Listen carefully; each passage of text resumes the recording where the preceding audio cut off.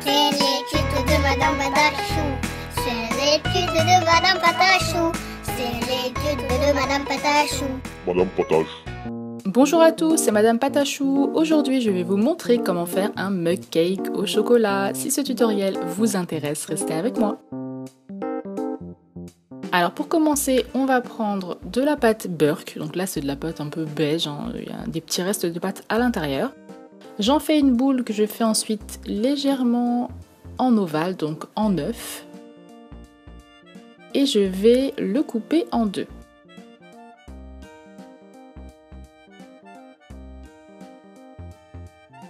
Ensuite, je viens le former pour pouvoir faire un mug. Ou une grosse tasse si vous préférez, parce que c'est vrai que ça a plus la forme d'une tasse.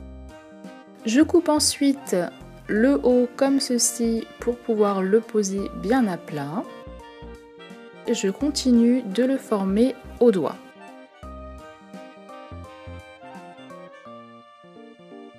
Donc on le met en forme comme ceci, en le roulant sur le plan de travail, etc. Quand c'est fait, vous le mettez 15 minutes environ au four.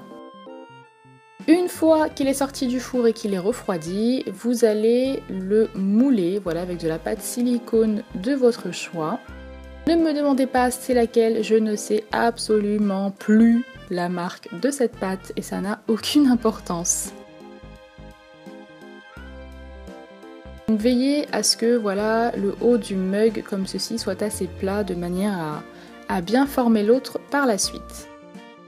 Donc on laisse sécher la pâte silicone, on retire notre moule du moule, parce que oui finalement c'est deux moules, et voilà ce que ça nous donne.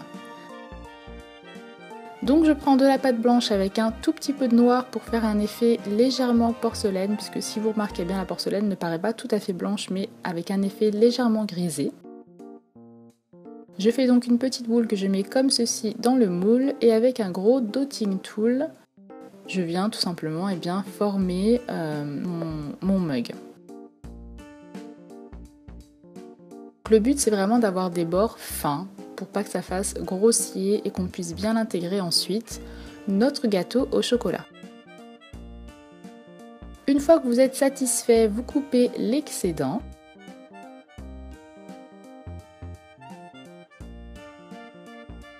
Et puis ensuite, j'ai un petit peu adouci les bords avec mon outil en silicone parce que je trouvais que c'était un petit peu raide. Mais bon, on peut toujours de toute façon ensuite passer la lime à ongles ou du papier de verre.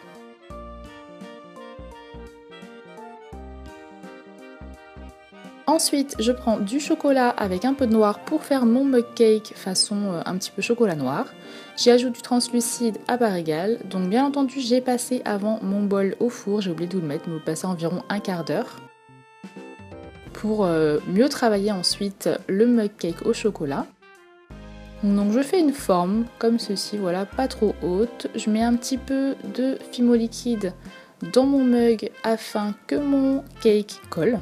Comme ceci, voilà, faut pas trop qu'il dépasse non plus.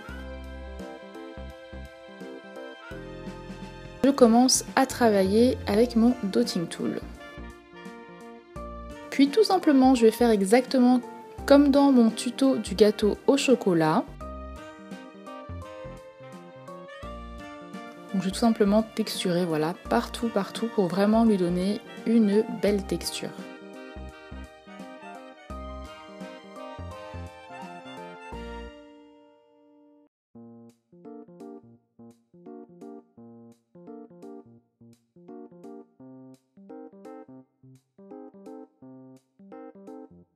Ensuite, je vais aplatir un petit peu tout ça avec la brosse à dents et le doigt, puisque là, on dirait plus qu'il a été fracassé de tous les côtés.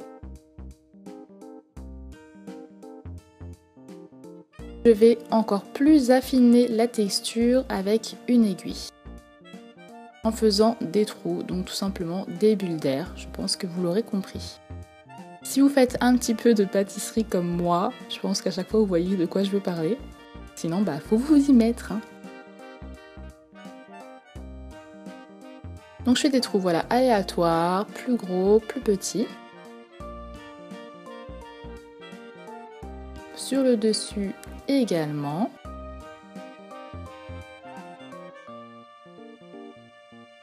Donc je fais des petits effets lisses, un petit peu comme ceci sur les tranches. Parce que sur les gâteaux, de temps en temps, voilà, il y a un petit effet lisse. Et ensuite, je vais faire la poignée de mon mug. Donc ça colle très bien hein, sur la Fimo cuite. Il faut bien l'attacher. Je mets tout ça au four une quinzaine de minutes à 110 degrés. Et il ne me reste plus qu'à vernir le mug et ce sera terminé. Et non, même pas, puisque je vais aussi vernir un tout petit peu le cake au chocolat, mais vraiment à des endroits stratégiques. Donc là où j'ai lissé un petit peu sur le dessus, voilà, pour faire un effet vraiment léger, mais pas partout, surtout pas. Et ce tutoriel est terminé, j'espère vraiment qu'il vous a plu. Je vous laisse avec vos photos. Bisous bisous.